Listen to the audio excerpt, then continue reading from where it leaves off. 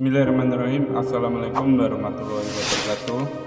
Pemirsa yang dirahmati Allah, marilah kita simak ceramah dari Ustadz Abdul Somad dengan tema agar hisabmu di akhirat tidak lama. Sebelumnya marilah kita bersolawat terlebih dahulu. Allahumma sholli ala Sayyidina Muhammad wa ala ali Sayyidina Muhammad. Selamat menyaksikan. Seorang laki-laki yang soleh. Soleh artinya baik. Baik cakapnya, baik akidahnya, baik akhlaknya, baik tutur kata, santun budi pekerti. Salatnya cukup, zakatnya penuh, sedekahnya tak terhitung lagi, sopan santunnya tak menyinggung perasaan orang lain. Tapi ternyata setelah dia mati, meninggal dunia, hisabnya lama sekali. Dilihatlah buku catatannya. Apalah agaknya yang membuat hisab ini begitu lama? Adakah dia membunuh orang? Tak ada. Pernahkah dia menyakiti hati orang? Tidak. Karena santun, tersenyum. Ternyata pada suatu malam dia pergi kenduri undangan. Dalam kenduri itu disuguhkanlah makanan daging kambing. Ketika dimakan kambing itu, ada 1, 2, 3 ruas dikunyah, tersangkut di giginya, ditarik-tarik dengan lidah, tak juga mau ikut tertelan, mengganggu terasa di mulut. Sampai di tengah jalan tak sabar untuk sampai ke rumah. Dia lihat ada pokok kayu ranting kecil di depan rumah orang, lalu dia petik ranting itu, dia congkelkan ke daging yang menyangkut di celah gigi, maka lepaslah beban yang dari tadi mengganggu pikiran, hati dan lidahnya. Setelah itu dia pulang tanpa beban.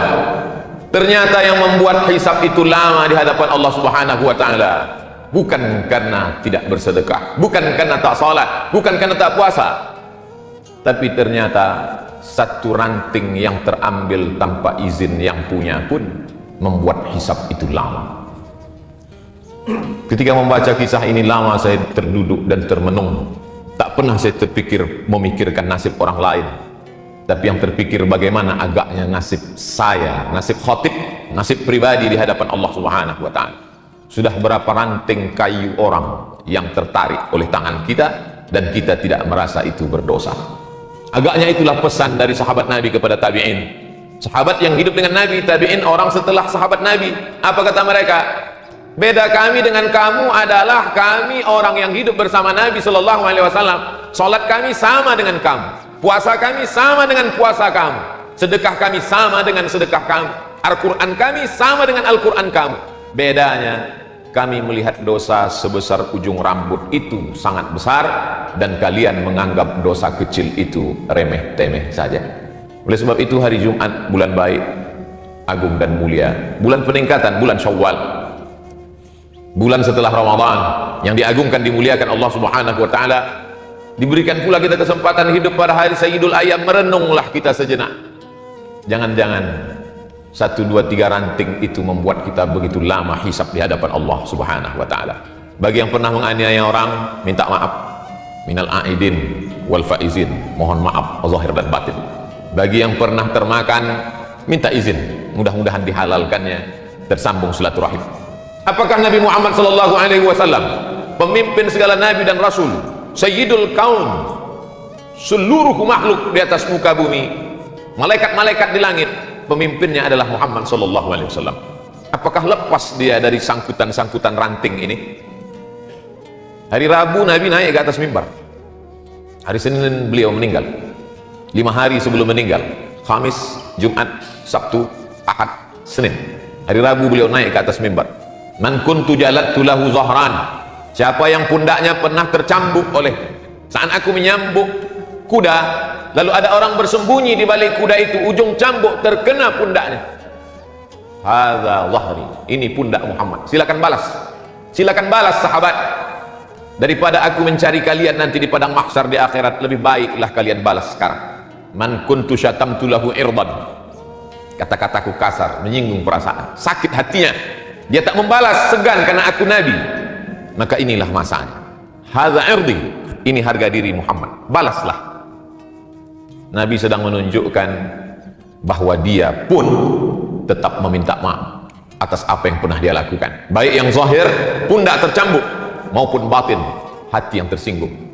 Cukupkah dengan sholat tarawih 30 malam lengkap dengan witir, tahajud, sholat sunat pagi, awabin, isyraq? Cukupkah dengan zikir, membaca Al-Quran, khatam berkali-kali? Tak lepas, wahai jamaah Jumat yang dimuliakan Allah Subhanahu wa ta'ala. Kalaulah satu ranting membuat kita terhisap begitu lama, lalu bagaimana dengan orang yang sengaja memotong, mengambil, menggarap, menghabisi, lalu kemudian menganggap cukup tertebus dengan labbaik Allahumma labbaik, cukup ditebus dengan umrah, cukup ditebus dengan munajat di pintu Ka'bah. Begitu banyak yang membuat kita ada sangkutan-sangkutan di padang mahsyar. Makanya kata Nabi, ittaquz zulma, jangan kamu aniaya orang, jangan kamu zalimi orang, fa inna zulma zulumatun yaumal qiyamah, karena perbuatan aniaya akan menjadi kegelapan pada hari kiamat. Mohon maaf, ada saudaraku yang digelapkan Allah di atas dunia ini, lahir dalam keadaan, maaf sekali lagi, buta, tapi gelapnya itu ada hikmah, matanya tak pernah berdosa, di akhirat dia akan terang benderang.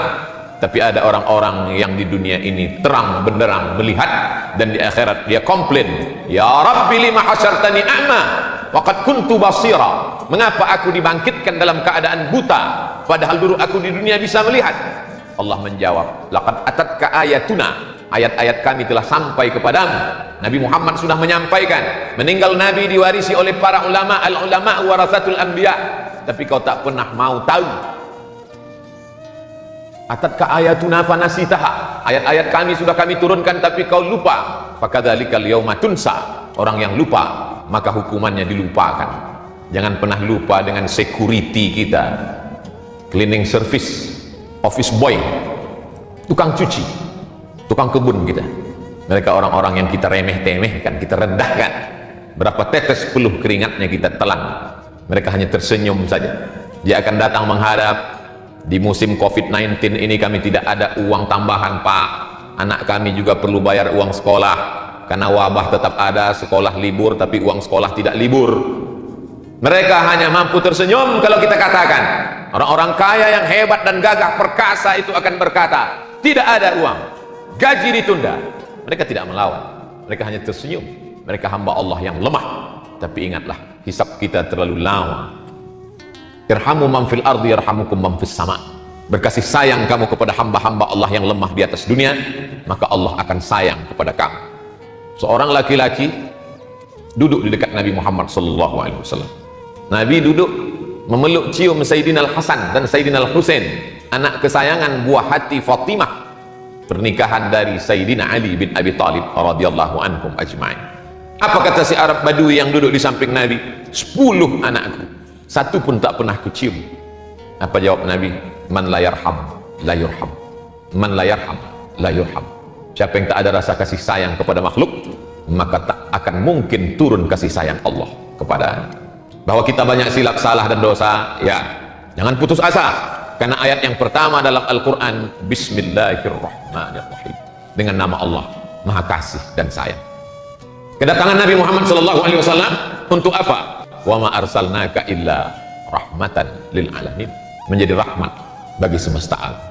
Oleh sebab itu, bagi yang merasa silap, salah, dosa, ranting-ranting kayu, maka itu semua akan terlepas dari hisab kalau kita mau meminta maaf. Dan ciri orang bertakwa adalah wal afina 'anil nas, mau memberi maaf. Tapi ada orang yang angkuh dan sombong, merasa sudah menjadi penghuni surga karena begitu banyak infak, wakaf, zakat dan sedekahnya, lalu kemudian menganggap itu hanya remeh-temeh semata. Maka ingatlah, sesungguhnya tak ada yang bisa menolong kita di hadapan Allah. Yauma yafirrul mar'u min akhihi, saudara kandung pun akan lari. Wa ummihi wa abihi, mak kandung, ayah kandung pun tak bisa menolong. Wa sahibatihi wa banih, istri dan anak-anak pun tak bisa membantu. Likulli imri'in minhum yauma idzin sya'nun yughnih, karena semua orang sibuk mempertanggungjawabkan segala yang pernah dia lakukan. Termasuk yang akan dipertanggungjawabkan adalah ranting-ranting tadi. Khutbah Jumat sulit untuk ditangkap karena situasi dan kondisi, tapi insya Allah keyword kata kuncinya mudah saja. Pulang jamaah Jumat ke rumah, ingat satu kata, ranting kayu, yang remeh-temeh dan sepele, tapi dapat menyebabkan kita terkena hisab begitu lama. Yang menyampaikan nasihat belum tentu lebih mengamalkan daripada yang mendengarkan. Boleh jadi yang mendengarkan lebih dulu selamat daripada yang menyampaikan. Siapa yang paling mulia di antara kita hari ini? Khatib tidak lebih mulia, imam belum tentu mulia. Inna akramakum indallah, yang paling takut kepada Allah itulah yang paling mulia. At-taqwa hahuna, takwa itu letaknya di sini kata Nabi, bukan pada sorbannya, bukan pada jubahnya, bukan pada titelnya. At-taqwa hahuna, at-taqwa hahuna. Kalau ada rasa takut dalam hati, segera meminta maaf kepada manusia, meminta ampun kepada Allah, mendapatlah dia husnul khatimah. Tapi yang angkuh dan sombong, merasa cukup dengan amal, la yadkhulul jannah, tak masuk surga. Man kana fi qalbihi mithqala habatin min khardalin min kibrin, ada sombong sebesar biji sawi.